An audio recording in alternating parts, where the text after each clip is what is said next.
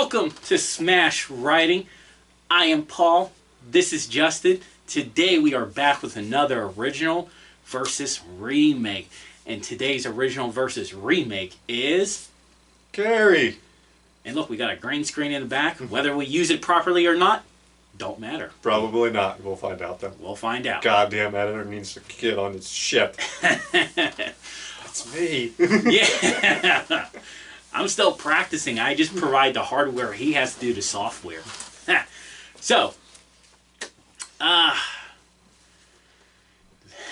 thought this was going to be fun, triple threat. You know, I love mixing up, especially when we get multiple remakes. Like, what is it? Yeah, Invasion of the Body Snatchers was the last one. That was a lot of fun. So I'm like, let's do it again. That was like 4 of them, right? Yeah. We had that with Piranha 2. And it's very similar to this one, too. 2 movies and 1 TV movie. And this one, 2 movies, 1 TV movie. And I'm like, easy, you know. No. This got real fucking complicated for me real goddamn quick. I'm still going back and forth, but I think our picks of what makes it complicated for us is different. Yeah. That's where I think we're going to be different from. And you know, normally how we do this, I want to get this out of the way. Normally how we do remake versus original is we review the movie like we review any other movie, and then we review the other one. We give the grade at the end of the first one, give the grade at the end of the second one, and announce the winner. We're going to skip that grading thing until the very end. Makes sense. So final, yeah, because we need to go into my confusion much more. So, let's get it started. The 1976, the first one. Go for it. Alright, the movie opens up 1976 with a game of volleyball, and we meet Carrie. She's not very good at volleyball. To be honest, neither was I. The ball would come at me, I'd get all set and ready, and then right before it hit, I'd just walk out of the way. The Samoa Joe spot in wrestling. Makes sense. Well, when you fuck up your arm as much as I have, you're not going to willingly stick your arm out and let it smack off a ball. Just think that was like 20 years ago. Just think about all the other damage afterwards. Yeah. And the one time was whenever it got whacked with a ball. I lost rotation that time. Jesus. But we get into the shower scene, which Paul sent me a text. He appreciated that. Okay. Just go on with the vlog, because I want to talk about it. Well, we're going to talk about it. Talk about it now? Yes. Okay. I want to put my opinion in first with this. I get that everything starts because of her period. And her mom doesn't... What I'm getting in... What I was like really was the opening credits. Yeah, the slow motion crawl through? Yeah, of like all the 70s bush you could see. Okay? And I'm like, come on now. Like, I get her, the shower scene. I get that perspective. And I'm not, like, I don't care if there's nudity in the film. I don't like pointless nudity. Okay. They hid 2 important things in the shower scene behind this slow motion porn walkthrough. It's the period, obviously. And Carrie taking a shower in particular. Because it's explained in the books, and I think a line here, but I think they've mentioned it more in the other 2. Carrie's not allowed to take a shower. Baths only, showers are no good, especially showers with the other girls. That's the sin Margaret refers to, and that's why Carrie got her period, according to her mother, was that she showered with the other girls. And that's why Carrie seemed to be enjoying this way more than, like, this is weird. Yeah. Because she's not allowed to take hot showers. So, if they would have shot it better, it would have probably come across better, because I think 2013 did that better with showing the shower being appreciated thing here. Yeah, it focused on the shower. It didn't focus, like, 3 minutes having 70s. Every woman in this shower is naked, and we must show you. Yeah. Like, and then it's like, even then when they were not in the shower and they were walking to the lockers. Oh, yeah. I'm like, come on. Like, right, that's shock value. That's not needed. Carrie, as we mentioned, she gets her period here for the first time. She has no idea what happens, and she freaks the fuck out. Yeah, she does. Yeah. I'm dying! Well, to be fair, like, that's what you would think if you don't know what's happening. Yes, yes. But that just made her easy bait for every girl in this... I say girl, every monster in this locker room. They proceed to corner her in the shower, whipping tampons at her. Desjardins comes in. She tries to get her to calm down here and shooing everyone away, and a light bursts overhead. She takes this conversation into the principal's office, who proceeds to get her name wrong 4 times. Oh my god, I wanted to punch him in the face. Casey. Okay, now, like, now you're... Can you send in Casey White, please? Carrie. Casey White. Like, come on now. Like, that was not needed. After the 4th time of getting her name wrong, an ashtray smashes and she goes home for the day. On her walk home, the Desjardins has been given permission to go punish these girls. But on her walk home, the little boy's like heckling her, and this kid eats shit. Yeah. And we meet Carrie's mom, Margaret, for a brief moment of Sue's house being crazy, religious. You know, when people say that they're Catholic or Christian, that's what I imagine your life. And nobody's like that in this house. So you say. Oh, yeah. I've been to your wedding. I know the people you hang out. Bunch of Margarets everywhere. Yeah, okay. But Margaret gets home. She gets a call from the school and proceeds to start verbally and physically chastising Carrie for having sinned and brought the sin of menstruation on herself. Carrie tries to stand up for herself a little bit. It doesn't go so well. She gets dragged off to her prayer closet, where she has to pray for salvation. So real quick, that's the one thing that kind of slipped my mind on is, what did her mom do for her time in the month? I believe it was conceiving Carrie, pretty much. Or sinning when she was Carrie's age. Okay, because I'm like, her mom should still be getting a monthly time of the month. It's referred to later on in the movie where she laid down with Ralph. Okay. I believe, if I'm not mistaken, that was what was the catalyst on what. So her monthly period, the mom's monthly period, was the reminder of that. Yeah. Okay. All right, makes sense. Yeah. We'll get into a little bit more of the craziness in the later movies. But let's see. Carrie's she spends all night in the closet. And when she finally gets out, she apologizes and goes upstairs to her room. Yeah, that's after all that happened before the shower. But next up, I believe, is the punishment phase. There were Desjardins corners the girls in the locker room, and like you even see, like Carrie's looking in at the gym, and like in the door she's looking in from says Carrie White eats shit. It's like, good lord, you've already cornered her with tampons. But Desjardins is pretty much giving them. They have 2 options. They can either accept her week's detention, or 3-day suspension and refusal of their prom tickets. So you see them doing the lightest of calisthenics. Good lord. But while they're doing that, Carrie's researching telekinesis in the library. There's like 10 minutes left when Chris loses her mind. She's like, I'm not doing this anymore. Fuck you, teacher. And the teacher slaps her in the face, kicks her out. And Chris is going to get the 3-day suspension and refusal of her prom ticket. And at this point, Sue is starting to feel bad. And she talks to her boyfriend Tommy about Tommy going to ask Carrie to take her to prom. Tommy will take Carrie to prom. And while that's happening, Chris is convincing her boyfriend Billy, in one of the weirdest scenes in this movie, which is saying something, to seek revenge. Billy! Like that scene was so weird. That did not... I don't know where to begin with that scene, because I'm just thinking, like, if that's happening to me, and, like, someone just asked me that question, I'd be like, what?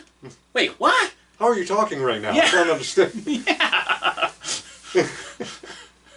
And it wasn't even like she was using her hand. Like, you seen her hair going up and down. Well, Billy! I love the point of when she said that, I hate Carrie, and Billy looks down and like, who? Yeah. But, anyway, Tommy tries to ask Carrie to the prom. Carrie runs away. And Miss Darjan hears about it, and she confronts Sue and Tommy because she's like, "What's going on here? No, this is not copacetic here." And they both were like, "Well, Sue's very determined. Like, we need to make this up. She needs to start being human. We can do this." And Tommy's just like, "You're kind of forcing me here."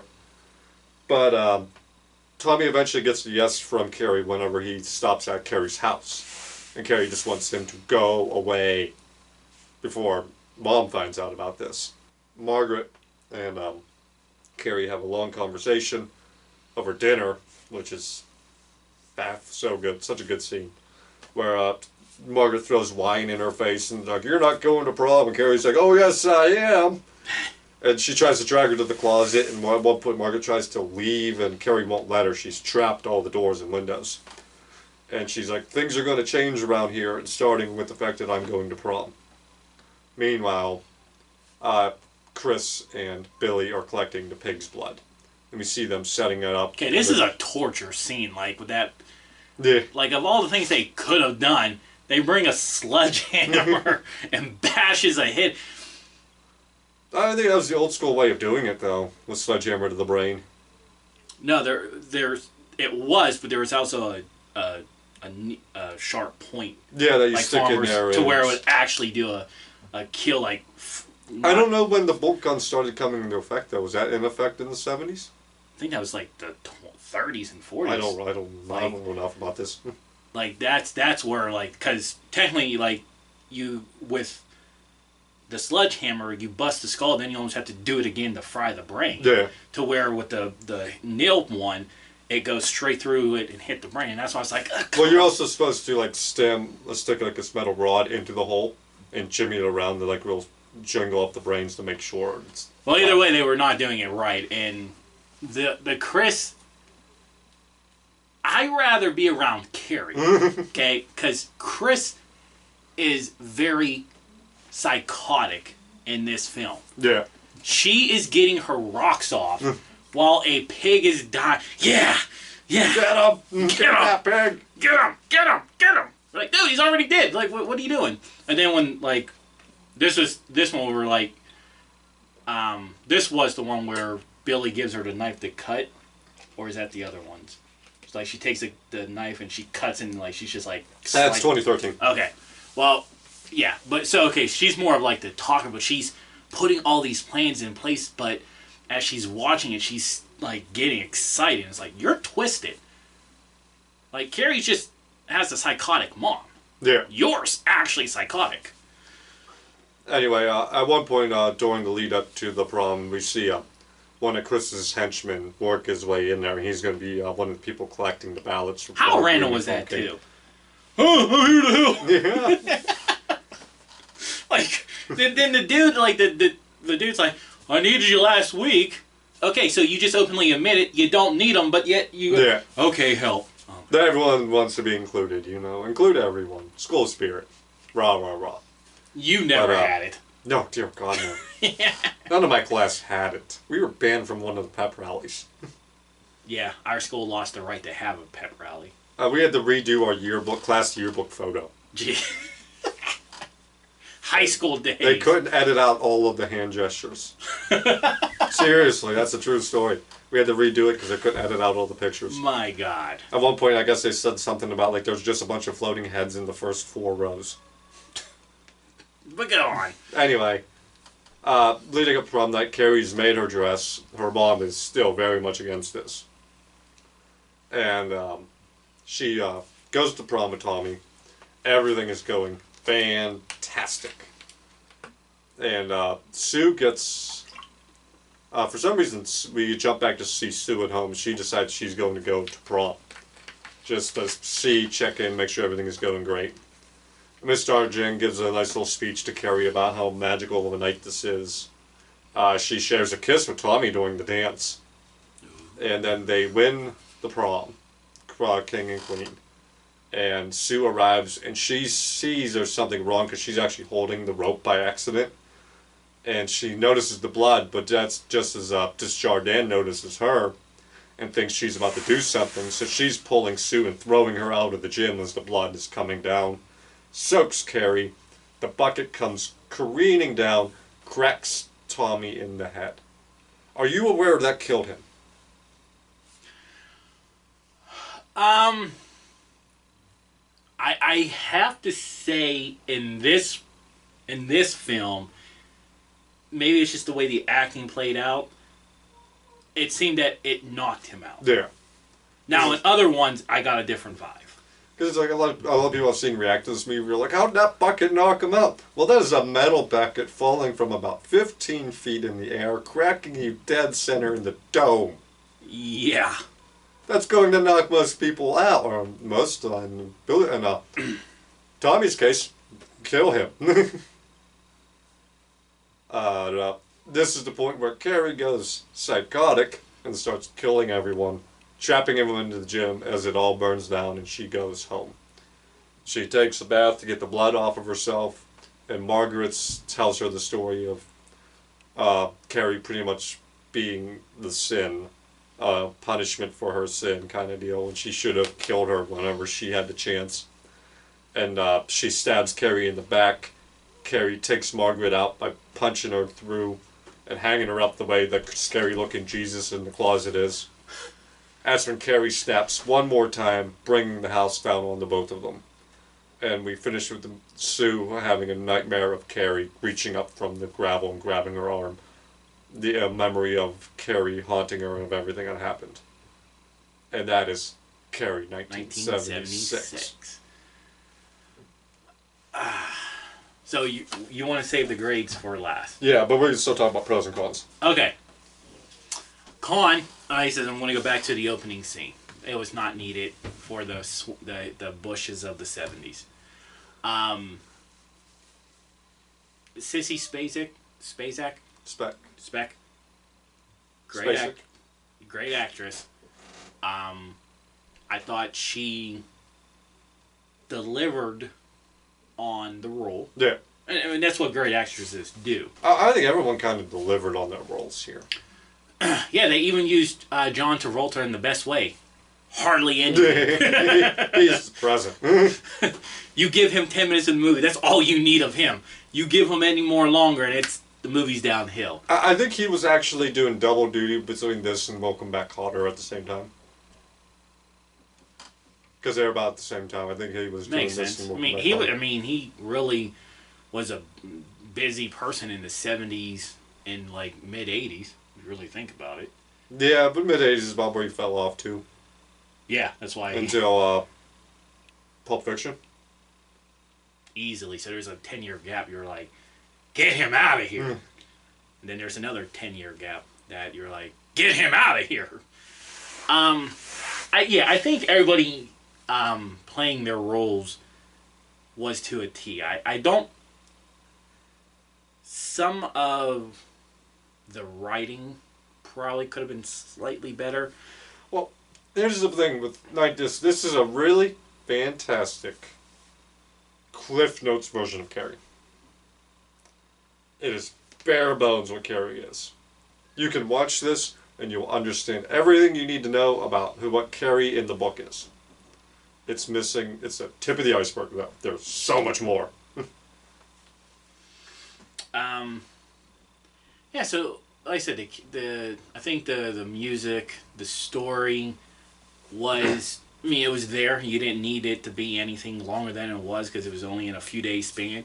You know what you were getting from Carrie. Carrie is a shy person who has to follow these beliefs because her mother, and they did a good job of making her mother seem 110% crazy. Crazy, absolute nut job. Holy Jesus.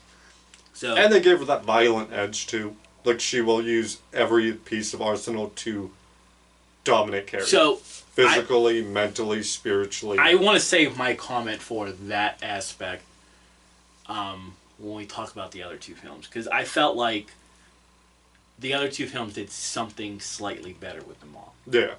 And I'll get to that once we do there. But, yeah, I'll hold my grades off until we get to the end. All right. All right, hold on also.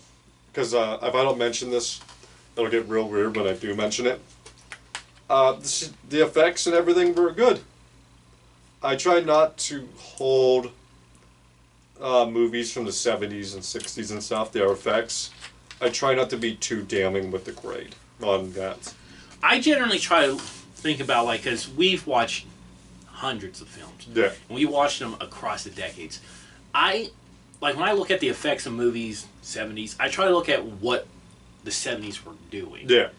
And then go, hey, yeah, is it better than the effects of today? No. But how was it during that time frame? If this movie had better effects and they had the same budget or whatever, then your grade drops. Because that's going to come up here later. Just know that how I normally do this is I try not to hold effects too much in regard. Because you can only do with what you got.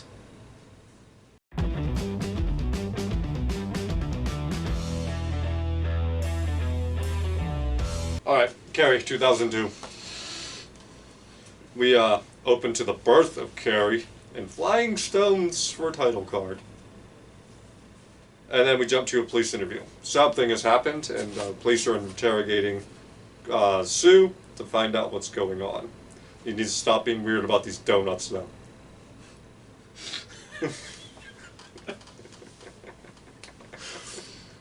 Yeah! At one point, he compared him to heroin and then asked her if she's taking heroin. I was like, what is he talking about? He's trying to be coy about trying to sneak the drug questions in.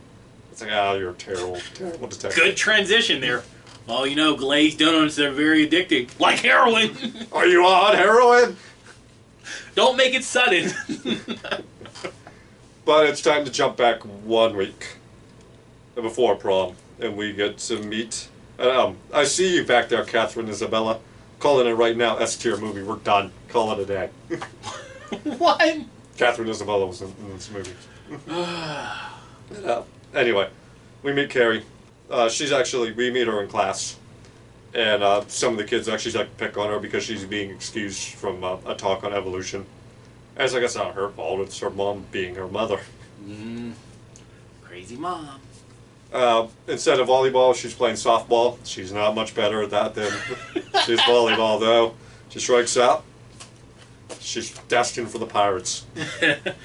They actually signed her. She had a good season in 2003. She's going to be shortstop next year, I guarantee. And then they traded her for money. Lots of fucking paper clips.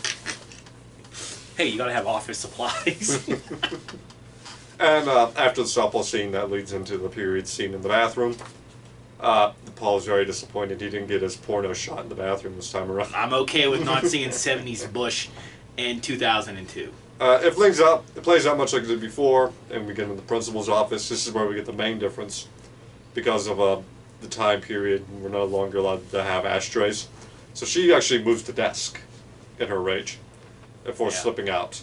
And she goes to get her stuff out of the locker, though, and this is where the bullying continues. With everyone's watching her go to her locker. There's "plug it up" written in red, and she opens it. All the tampons come pouring out, and she is just like quivering. And she takes her stuff and she walks away. And this actually pisses off Chris and her friend because she's no selling this. She's not giving them the time of day. She's just leaving. And we get the little kid on the bike, and he eats all of the shit. He goes flying into a tree. Yeah, he does. All the shit. But she makes it back home, and we actually get the Day of the Stones, which happens when she was a little girl, and she sees the neighbor teenage girl sunbathing, and she asks her about her body, and she explains, "You're going to get that." And her mom says, Carrie, according to Carrie, she won't get it because you only get that if she sins. And that's what Carrie mentions, that her Margaret sinned when she was younger, and that's why she has breasts. And the neighbor girl has breasts because she is a slut. Difference. Margaret comes out and sees this. She starts losing her mind. The teen girl starts cussing at her, and she drags Carrie into the house. And you hear a lot of yelling and screaming, and all of these stones start raining down from the sky just on Carrie's property, though. I'm actually kind of glad they don't show you what's happening inside that house at that time. They talk about that in the book. Glad we don't have to see that. Thankfully, I never read the book, so... Yeah. Carrie's getting her ass beaten. Mom's got a knife. Okay. But anyway, we jump back to present day. Jump back to the police interrogation, and they start talking about religion. And Sue's like, "Oh, religion's boring. Well, it's better than the Last Supper. Dogs playing poker." But back to Carrie, we have the scene where Margaret smacks her in the face, and they're arguing back and forth with each other again over whether or not Carrie sinned, and that's why she's menstruating now. But it ends the same way with Carrie being dragged off into her closet. We actually see that she's rebelling a little bit because she actually has all these teen girl magazines stowed away in the closet to entertain her while she's stuck. But as before, she gets let out of the closet. The next day starts, and Miss Desjardins rips them a new one here. Oh, at one point she pins Chris up against a locker. That's after she throws the tampons back at them. Yeah. This one's just waiting for us. Miss Desjardins is ready to go.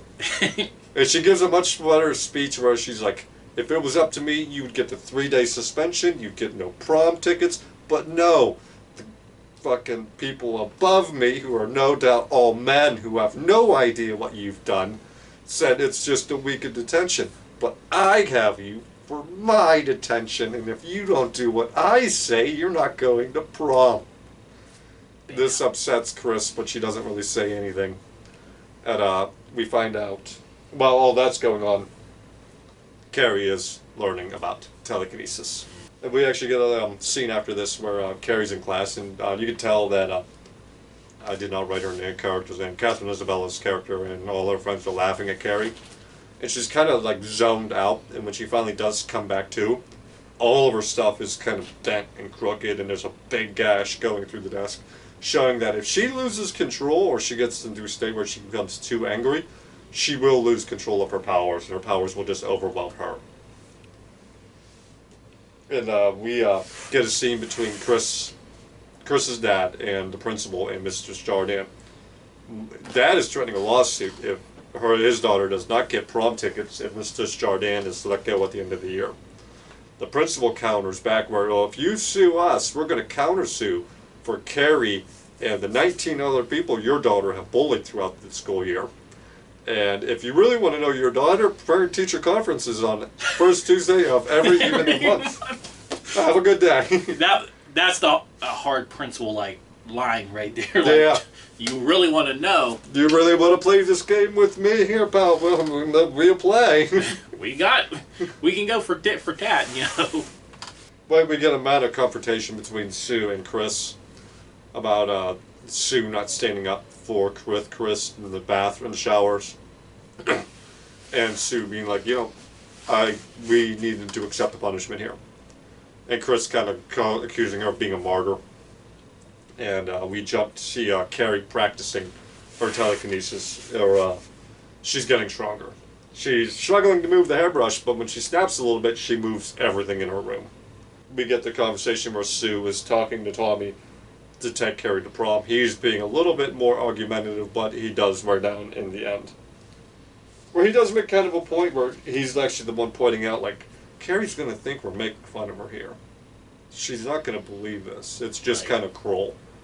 But Sue really pushes him, and the next day he goes up to her in the library, and she tries to escape him, bolt after calling him out, "I don't like being made fun of here."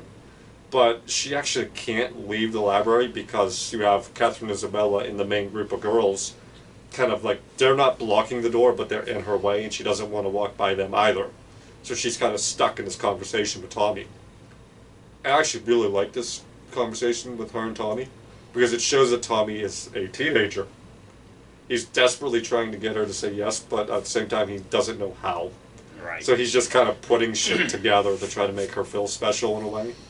But not in a devious way either. He's trying to actually hype her up here, because he's kind of seeing for the first time just how socially awkward Carrie is. But in the end, he does get her to say yes. and she goes off. We jump back to the interview session, and Sue has to shoot down accusations that the cop not only believes that Sue is involved, but she believes Tommy is as well. And that's the only reason Tommy would ask Carrie out, which is a nice callback to the book. There was actually a nice long little section of that, of people whether or not believing that Tommy is involved in the incident or not. Because the way this is worded, this movie's played out with the police interviewing going on after, and the Carrie stuff going on before, and then meeting in the middle. That's kind of how the book plays out. Okay, I was going to add, since you read the book, I was actually going to ask, like, you know, this 2002 film, it's the only film that's doing this. Yeah. This is very much how the book is. With the so police 1 minute, it's the present, is the interview with the police. And the next minute, you're in the past with Carrie. Okay. And so it's truly telling a story. Yeah. Okay. It's very much like if you're reading Carrie for the first time, you know that something bad happened at prom. And you don't know what it is, but you really get, as you go through with Carrie, you're understanding, oh, Carrie did something. And something terrible happened to Carrie, and you figure out what's going to happen before Carrie, and you feel really bad because you don't want to see this happen to her, but you know it's going to. And they do a really good job bringing that to life here. We get that night, Carrie confronts her mom about it at the dinner, about the fact that Carrie's going to go to prom. And Angela Bettis at this point shines. She is fantastic here.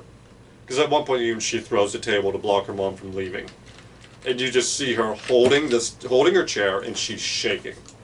Like, so much emotion is playing out in her head, and she steals the show in the scene. But she makes it known that she's like, I don't want to live this life. I've lived your life, and I don't like it. I want to live my own life, and things are changing, and starting with me going to prom. I could not write her name down. I called her Nerd. Nerd? The nerd girl is back at the police interview where this is she explains the ultra situation and the social hierarchy in the school. And again, this detective doesn't quite grasp it because Sue went over this before, and she's going to clarify it again. Carrie's not anybody. She's not a brain or a jock. She's not anything. Carrie is at the bottom of the pecking order in a division by herself. She has no friends in the school, and I think it is really stressed to him here, and it really starts to sink in the fact that Carrie was alone. Yeah. We jump back, though, to the past, and Chris corners Carrie. And she knows at this point that Tommy's taking Carrie, and it really bothers her. And she knows that Sue is... That's another thing, especially with the thing with Tommy. They don't try to hide the fact that Sue's putting Tommy up to this. Carrie even knows this is coming from Sue. She doesn't understand why, but she knows that this is not Tommy asking. This is Sue having Tommy take her. And Chris is starting to put these seeds of doubt in Carrie's head that Sue is looking at this like a project to fix Carrie. And then we go from that to Carrie at the store, and she runs into Sue, who teaches her how to put lipstick on. And you get a nice little conversation between these two girls here. And... again, I think it really sheds some light on the Sue, where it's like, you girls have really messed her up with all these bullying here, and she doesn't believe anything anymore. Not even you, not even this. It was a real interesting scene between the two of them. This is also, the next scene is Chris showing up, doing the prom setup, learning about the king and queen ballots, and Carrie's on it. This is where the idea for the pig's blood rests in her head. We get a bit of a mental manipulation with Margaret trying to still get Carrie to call this off, but Carrie is dead set this is happening. Then we see the police investigator getting the pig story from one of the culprits that they're interrogating. And he shoots down the fact that Sue and Tommy had any parts of this. He's like, no, they weren't even, I'd never even seen them around. And he's like, no, this was all Chris. Oh yeah, this is the one where with Billy, he's like, don't fuck around. We're going to go to jail. Yeah. This is criminal assault here. This is not what you did in the showers. Yeah. Criminal assault too. Yeah, but like he was like willing to be the bad guy, But as long as Chris knew, like, you're coming down with me, just so you know, like, get your shit together. Yeah. But anyway, that night, prom night, Carrie's getting ready. Margaret again trying to talk her out of it, and Carrie actually force pushes her out of the room. Like, stop it, I'm done with your shit. And we see Carrie downstairs in the basement. She's beginning to get nervous. She's like 3 minutes late, and she's already getting nervous. And the more she paces around her house in the living room, the more the stuff is levitating in the air. And at one point, like, everything in her little house is levitating. And there's a doorbell goes off, and everything falls because she lost her concentration on everything else around her. And he's like, did your roof cave in? And she's like, yes. Can I see it? No. Then again, they get another great moment from Angela when she sees that limo, and it dawns on her that this is really happening.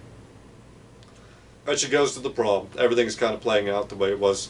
Desjardins gives her another speech, but it's not enjoy the night. It's the fact of you're almost out of school. And your life will begin. That's the one thing you want to hear on like a prom night. That does really help with Carrie though, because she's so fixated on this moment. But Desjardins came by and like, you don't just calm down a little bit. And this high school thing and all these people who are bullying you in a month, that's not going to matter at all. Which is true. And it kind of helps take the calm Carrie's nerves. She gets a nice little dance scene, and as before, Carrie and Tommy win prom, queen and king, and the blood comes down, and the bucket cracks him in the head. And this is where we start to get a few differences. At this point, Carrie's starting to lose it, and she is zoning out, like her pupils dilate extra large. And I do like that touch. The pupils dilating? Yeah. Yeah.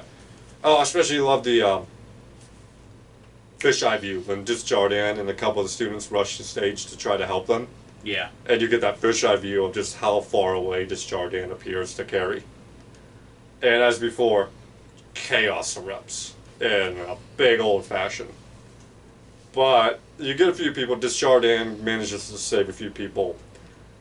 And I loved how Desjardins explains it at the end. She's like, I am hanging from a vent trying not to piss myself and die from electrocution. Because Carrie has soaked the floor in water, the wires have come down, and electricity is going everywhere. But Carrie leaves, but she ain't done. This chaos is following her down the block. Everywhere she passes, she's destroying everything in her wake. And at this point, Sue is caught on to what's happening, because of course she would. And same with, she's walking down the block and everything. Chris saw Billy. They had actually made it back to Billy's apartment, and they find out what's going on, so they decide they're going to go back to town to see what's happening. Watch the fires, as Billy put it. So. And they cross Carrie, who pleads to slut that car away from them and float it around a tree. Carrie makes it home. She lays down in the tub, and that's when she actually comes back to her senses, completely confused and lost. She has no memory of the last half hour or so, however long this rampage lasted. That's when Margaret tries to drown her in the tub, and Carrie gives her a heart attack. God, that was beautiful. I love that scene. But Carrie also succumbs to being drowned.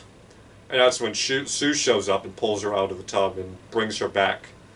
And when she comes back, they actually have a moment where they see into each other's minds. And Sue sees what happened to her at prom and what led to all of this. And not just that, but going all the terrible shit that's happened to Carrie. And all along the last few times we checked in with the police investigation, the investigator talking to Sue was like, you're hiding something from me. And I don't know what it is you're hiding. She's hiding Carrie. She's stashed Carrie at like this storage house. And she's going to we see she's driving Carrie to Florida so Carrie can get away from all of this. Which I don't understand why. Because what is the cops actually going to do to Carrie? Nothing can How are you going to prove that she did any of this? Unless Carrie confesses. But even then... That sounds... That just sounds crazy, like you made this up. So my question is to you, since you read the book. Oh, hold on. Final kill count in this movie, 234. Which is still short of Carrie's final kill count in the book. Okay. Did you count yourself, or did you just... There was an actual given number in the book. Oh, okay. I had to look that number up, the 234. In the book. In the book, my question to you is, since I haven't read the book and I got a lot of books to read anyway, so I'll forget this moving forward. Does Carrie survive in the book? Yeah. No. No, she died. They have the autopsy reports on Carrie. Okay. She is confirmed dead in the book. So the TV movie, this 2002 one, changed that ending big time. There was supposed to be a sequel. The book or a movie? This movie was supposed to be a sequel. And as we'll talk about Angela Bettis when we get there, there was going to be a sequel where Carrie would be traveling around and helping other telekinetics to cope with their powers. Okay. All right. In the book, for those who ask, her final kill count is 440. She puts up a higher kill count than John Wick. In one night, she burns this town to the ground. It is lovely. That's a period for you. So, okay. My take on this film is I did actually like the back and forth. Now, I actually watched these in order, so I knew... It caught me off guard because, I'm under the impression from the 76 that Carrie's going to die, and then I almost felt confused when I see her driving. Well, she's not driving. Sue's driving. Well, yeah, but I see her riding down... Well, I'll say this, too. Well, no, we'll get to that. We'll get to that later. Angela playing Carrie. I text you about this, and the one thing I really like, and it's not a knock against her, it's the makeup, whatever, I thought she physically looked like somebody who's been beaten down and downtrodden. Has been beaten down, yeah. And what I mean, saying that is sissing and to a degree, Chloe in the 2013 film, they're beautiful people. They don't show their the wear and tear. Not to the degree Angela does. Each of them show it, but not to the degree Angela does here. Yeah. Angela, literally gives you the image of somebody completely beaten down. Somebody that... The way she even holds her books, she's got a death grip on her books. Her feet are kind of bowed from... It is just amazing work Angela does here. So, I know we're going to talk more at the end, so I'm trying to keep my little details of what I like and not like, because it is going to point me in these directions. Let's get the Angela stuff out of the way here. She's fantastic. If this was based off of who played Carrie the best, Angela wins by a mile. Shockingly, we don't do this too often, but I agree. The one person who would fucking disagree? Angela is disowned this movie. She only took this movie because of the sequel, and when she was up, because she didn't like the idea of remaking Carrie because she thought that the 76 movie couldn't be topped, and does not talk about this movie. And it's come on, you were the best part. You're killing me. She was overall the best part of the film. Now, I'll openly admit, I do think some of the dialogue was very cheap. I get it, it's a TV movie, but no excuses. It's a King movie. What's that? It's a Stephen King movie. Have you read some of his dialogue? Well, yeah, but word for word, some of this shit just goes way off the deep end. I don't like the stupid camera angles they were using. It truly... There's some camera angles I liked. I think the problem is that they didn't have a good camera because this is a TV movie. I tried to find a budget. I tried to find the budget. I cannot find budget. This. Okay. I think this was... You know what? I'll say... I watched this movie when it debuted. Really? Yeah, I watched this on debut in 2002 when I was 12. Tell me, was this a Lifetime movie? No. No, what channel was it on? It's NBC or CBS. No shit. This is back when they were doing a lot of Stephen King movies or TV movies. Okay, it just felt like Lifetime. I ain't gonna lie. Like I said, I think I think this has the best Miss Desjardins. She had definitely the most vicious one. Oh yeah, she was ready to kick ass in the name of Carrie all throughout this movie. Even at the prom, when she gives that speech to Carrie, and then she pulls Tommy aside and she's like, "If you don't give that girl anything less than a magical night, I will have you expelled. So you better go dance with her. Slow dance, not fast." Because she gets she can or something like that. Yeah, because she'll look awkward if you have her dance any other way. Yeah. I just can't get over sometimes how bad the dialogue actually was to a degree. Didn't like the camera angles. I did like the back and forth because NBC, okay. I did enjoy the going back and forth from the present to the past for the events to lead up. I thought that was telling a good story. I'm kind of divided on the Tommy in this movie. At times he's really good. At times he's kind of stale. Yeah.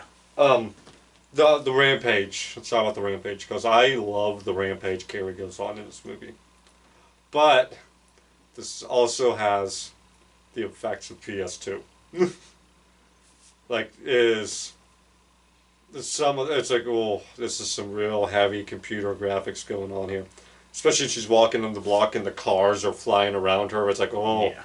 But I do appreciate it. I appreciate the fact effort's there that you showed me her destroying this town. And that her rampage wasn't just located to the skull. And like I said, I really do like the eyes rolling back, the pupils being dilated or something like stuff like that. To just show like she's getting lost in her powers. Like they did give this Carrie more detail. So. I also like the fact that we got a scene between Sue and Carrie too. And they didn't treat Carrie like she's an idiot here. Yeah. That Tommy especially never let the fact know that this is an actual date. He said, "I just want to take you to prom because Sue thinks it'll be good for you." And Carrie knows that this is all Sue. This is not like this is a real date. But she's glad to be there too because she does like Tommy. Yeah. And you did see it always seems like Carrie always had a thing for Tommy. All of these films, there's a thing, there is something there for Tommy. And he does stand up for her too in this movie when the bullies are. That was a weird scene with the bullies when they're picking on her too. It's like, well, what are you doing? Yeah. In the library, he smacks the one in the face with the book.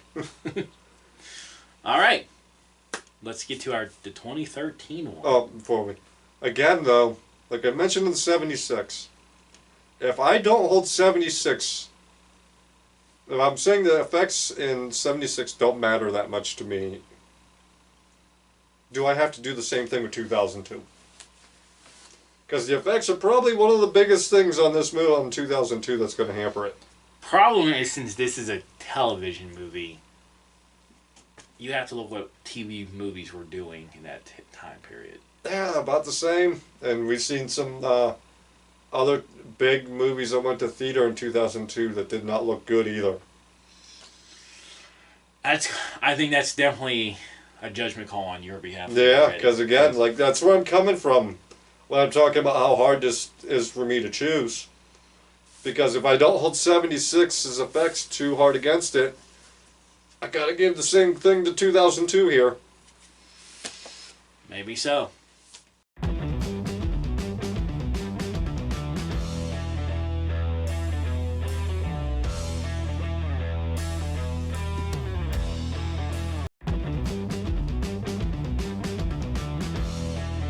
Now, let's jump ahead 11 years. The remake again. This time starring Chloe Grace Moretz? Montez. I always get her name. But Chloe, this is also starring Julianne Moore. Judy Greer. Yeah. I don't know how to pronounce that first name. Doubleday. I really don't know much about... Portea? I really don't know much about her. But, let's get started. Alright, we see Margaret giving birth alone and praying as one does. And she almost stabs baby Carrie, but she stops just short. And we jump ahead to senior Carrie, and she's messing up water volleyball. They were like, let's not do the same damn sport. It's still volleyball, but they're in the water this time. But, again, that's a sin, according to Margaret. She's not allowed to be swimming. And, of course, we get the shower scene. I'm not going to make the joke here because Chloe's genuinely 15. Please don't show that. Yeah, God. Was she really 15 in this? Yeah, 15. She's 15 in this movie. She's the youngest one to play Carrie. Since we're talking about that, you want to take a guess on which one's the oldest? Sissy, Angela, or Chloe? I gotta go Sissy. Angela.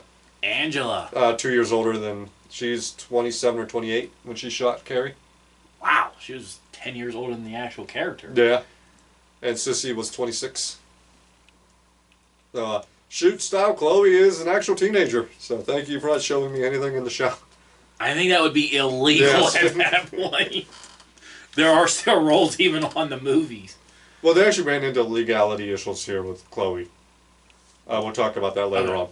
Nothing weird. Nothing weird. Did she punch somebody? No. The shower scene. It plays out similar. There's one key difference. Cell phones are real in this world. YouTube. And, Chris actually records them throwing the tampons at her.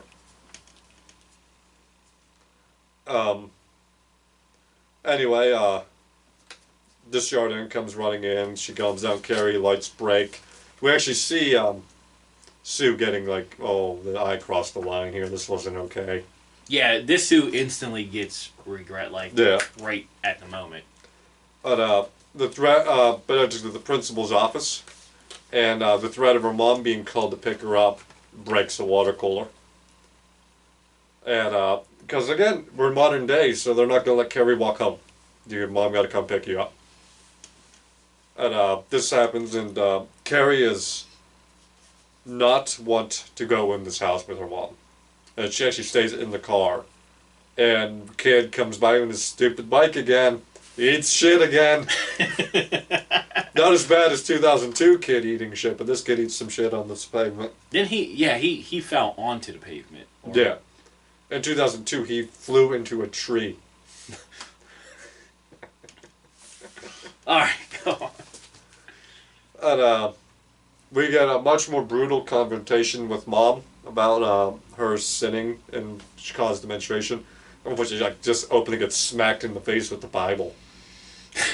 Like 76 mom kind of like waved papers in her face, and 2002 it was like a little love slap, and this one it was like thunk, right to the nog. She's also hurting herself too, like Margaret's smacking her head off a wall and stuff, punishing herself. The mentally more manipulation on Carrie, but she does end up getting dragged into the closet, but Carrie's banging on the door this time, and she splinters the door with a gush of psychic energy. Which is starting to, like, Carrie's noticing, like, oh, something's up here. Mm-hmm. Something is going on. We jump to Tommy and Sue, though, and they're having a tender moment, we'll call it, in his Jeep. And she stops because she's upset about what happened, and Tommy knows because the video going around the school and everyone talking about it. And he's kind of like, why? And he asks her if she's going to apologize, pointing out, what did Carrie ever do to you? Yeah. Chris is a monster, truly the greatest villain. She uploads the video to YouTube under the name Carrie White and all this demeaning stuff about Carrie under like the descriptions. We get the punishment sequence at the gym with this Desjardins. And this time you genuinely get a punishment. They're running suicides out in the field. Mm-hmm. And again, Chris is like, I'm leaving, I'm out of here, and Desjardins is like, good, your problem's gone. And while that's happening, Carrie's doing a bit of researching on telekinesis, and she breaks a bathroom mirror, levitating the pieces, showing she's getting a little better at controlling this. We actually get a pervy teacher trying to score points with the teenage girls in his class by pulling Carrie up to the front to make fun of her for her poem.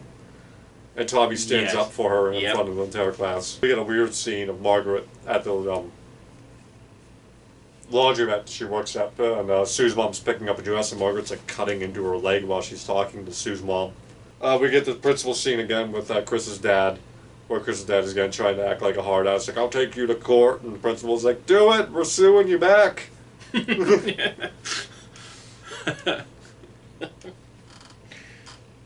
No fair in these principles. We get Chris confronting Sue about Sue not standing up for herself. And we see Sue looking at her prom dress while Carrie's practicing her telekinesis. And she is lifting everything in her room, including the bed she's on. And she has to quickly put it back down because her mom's coming upstairs with a knife because she heard banging. And her mom gets there and she's pretending to be asleep, but Carrie knows that she brought a knife up here for you. And we jump to the next day. We get the Sue telling Tommy, go ask Carrie out.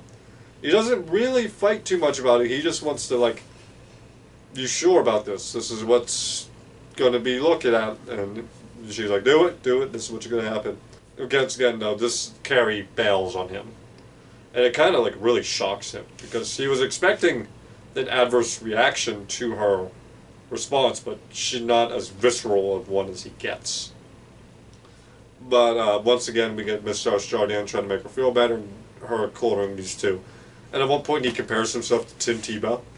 Tommy gets the green light. He tries it again at tracking her down at her house, and Carrie gives in and agrees to go to prom. And she heads on in the town to look at material to buy a dress. And she gets home late, and she has a conversation with her mom. This time, she's not going to let Margaret walk away. She actually physically, telekinetically grabs and lifts her mom in the air and forces her to look at her. And explains, she goes to the devil. This is where Carrie lets on that, no, this comes from Grandma, because Grandma skipped over Margaret and went to Carrie, and Carrie's grandmother was able to do stuff like this too. It's in the book. Okay. Carrie does not know that, though. So they kind of just, Carrie has the knowledge here. We got the pig collection scene. As he put it earlier, this is much more graphic. Because not only do they take out the knife, but Chris cuts into the pig with the knife. Yeah. Well, I like because Billy's like explaining how to do it, and she just goes, just goes right into it. No one's fixed the broken mirror yet, you bastards. Get on it, Skull. We get everyone dressing up, getting ready for prom as the blood is being set up. She's getting ready for prom, and Mom is not helping at all. She's not helping her with the flower thing that she has. And whenever Tommy shows up, the mom threatens to go down there and talk to Tommy herself. And it'd be real weird. But Carrie stops her, and she forces Margaret into the closet this time and singes the lock shut on the closet door so she can't get out. And off to prom she goes. And as before, everything is going great, and right up till the blood comes down. Again, though, modern day, modern problems. Not only is she soaked in blood, but one of the monsters plays the video from the shower on the projection screen. Yeah, which triggers her to the... Well, not yet. Carrie does try to leave. And she turns around whenever she notices Tommy's on the ground and he's dead. And then she triggers. This is the point where she actually picks up Mr. Jardin and is like contemplating dropping her. But at the last moment she sends her back over to the stage and saves her from being electrocuted. Yeah. And Carrie floats over everything happening. Out the door she goes. And she, like, Chris and Billy are about to escape, and she stomps on the ground, creating this crack in the earth that chases down the car and forces them to turn around and come back at her. And she causes the car to crash, which kills Billy on impact, and Chris goes through a windshield. Stays right there. Oh, that was a good. And she's like, she knows that it was not going to be instant death, so like she's letting Chris suffer. And she stands there to make sure that she's the last thing Chris sees. Yeah. And then she blows up the gas station. Yeah. She goes home. We get a similar scene to the very first movie where Carrie gets stabbed and she pins up her mom like before. And that's when Sue comes in the house. And for a moment it looked like Carrie's going to take out Sue. But she realizes that Sue's pregnant. And she genuinely believes that Sue had nothing to do with this. So she gently pushes her out of the house while she reveals the pregnancy to her. Yeah, she's because like, Chris didn't know. She's like, oh, Sue didn't know. She's like, it's a girl, and she's like, oh, you didn't know. And she pushes Sue out of the house as stones come raining down on the house. It ends with a tombstone for Carrie that splinters up the middle, suggesting Carrie might not be dead.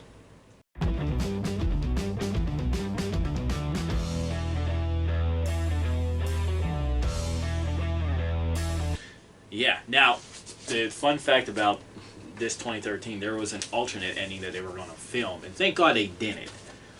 And the alternate ending was going to have Sue giving birth to the girl, to her daughter, but Carrie's hand comes out of her crotch. No, that good thing that wasn't. That was yeah. Yeah. This ending was a lot better than the hand coming out of somebody's crotch. I'll probably post these on the screen itself because you're not going to see that. This is how fucking tight this was. I had to rank scenes.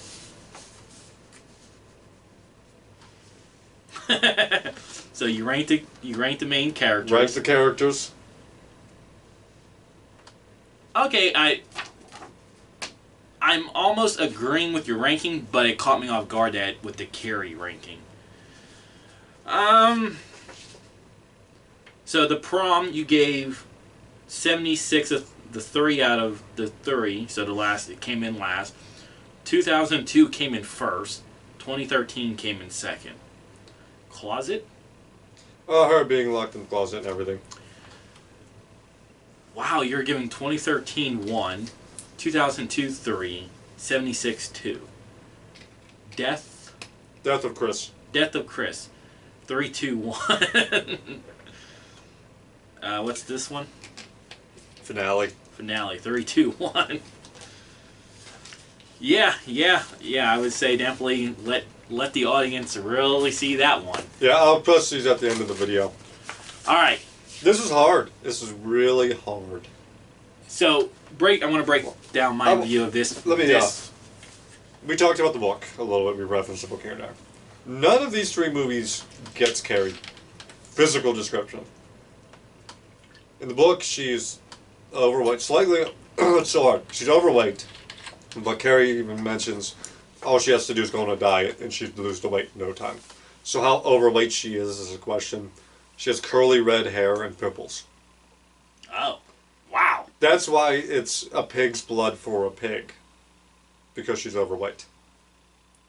That literally makes so much more sense because you hear pig's blood for a pig and you go, why is it pig's blood? It's because she's overweight in the book. So literally, like I said, I read the book, and literally, that's what I kept asking myself, like, why pig's blood? They could have done freaking Kool-Aid. It would have gave the same effect. Yeah. But why pig's blood? But now, because she was overweight in the book, it would have made more sense. Okay. Margaret is much more violent in the book. So I do have to grade, like, which one of these is the most violent Margaret here? So that's what I wanted to talk about, what I liked about 2002 and definitely 2013. Probably more 2013 in this aspect is they made her mom more of a physical threat to Carrie. Yeah. Like, she was not backing down. Like, in 2013, she was not backing down from this. Yeah. Like, she was going at it more physically than the other two versions. 2002 was, like, definitely the middle ground. Like, you start to see, like, no, Margaret's not just going to be crazy. She's going to be crazy physical, too. And, like, mentally, emotionally. Like, all three Margarets do show this, where it's like, they bring up the fact that they laugh at you, they make fun of you, only as a way to hurt Carrie. Because she knows Carrie's getting bullied, she just doesn't care. But she'll bring it up if it means that she can mentally dominate Carrie. Yeah. Here's the big question. And I don't think King's ever talked about it, but there's a huge speculation online. Does Carrie have The Shining? What do you mean? You remember, like, The Shining? Yeah. Little Danny. Yeah. Does Carrie have the same thing? Because they show it more in 2002, and a little bit here, like how her and Sue were able to see inside each other's heads. Yeah. Sue was able to find her because she's mentally, Carrie is sending out mental pings everywhere. And in the book, people recognize Carrie during the rampage. Even people have never met Carrie, they know it's Carrie because she is sending out psychic images left and right sideways. I would probably say yes, but here's why. We write, writers write, you're going to have a style to it. And a lot of his characters do have the shining powers. Yeah, because that's all his characters. The Losers Club, there are members in the Losers Club that have the shining. Yeah. And the Dark Towers connects all these universes together. So, I think, to answer it, I would say yes, because one, it's the same Arthur. He's going to have... That might be his touch. He might not say, like, no, it's just coincidence, whatever, but it's his touch. It's how he does his characters. So, yeah, I'm going to say yes.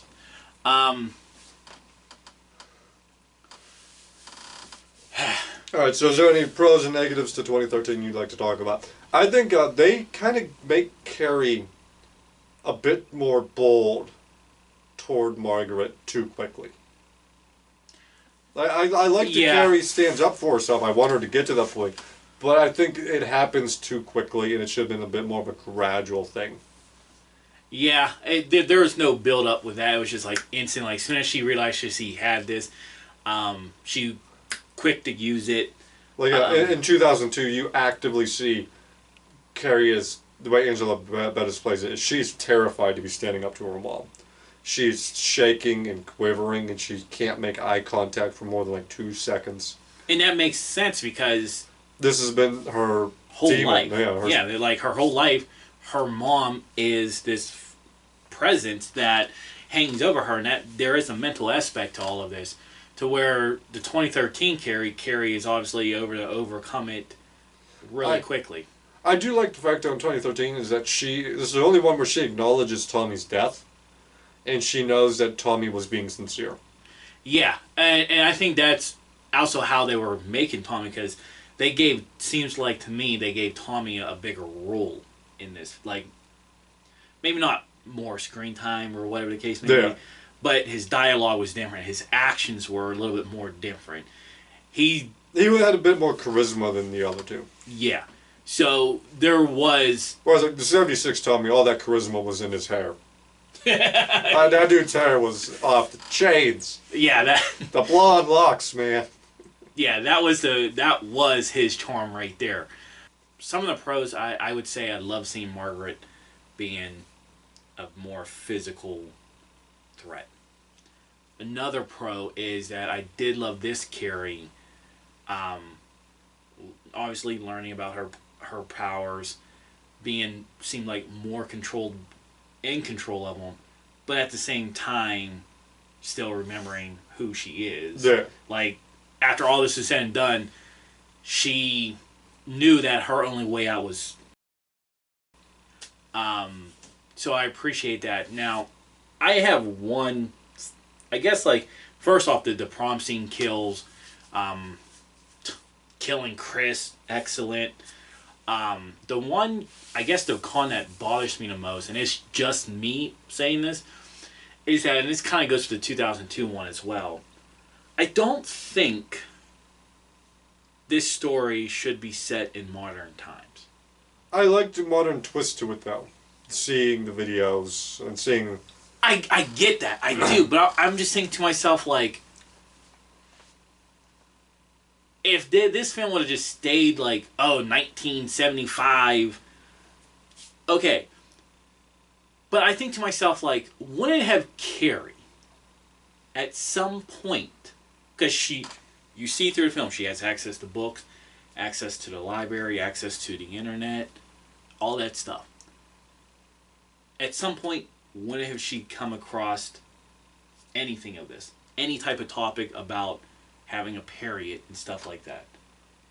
It would be, but up to that point, she believes everything her mom is saying. And so I get that. Online. But she's already shown rebellion of going online. She's already in the film.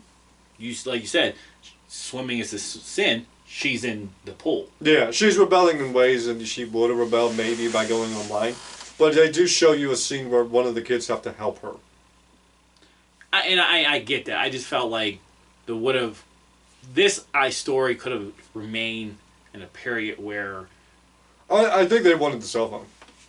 They wanted the. No doubt. Like they wanted to do the modern twist, and I do acknowledge that the modern twist is good. I'm just saying, like this.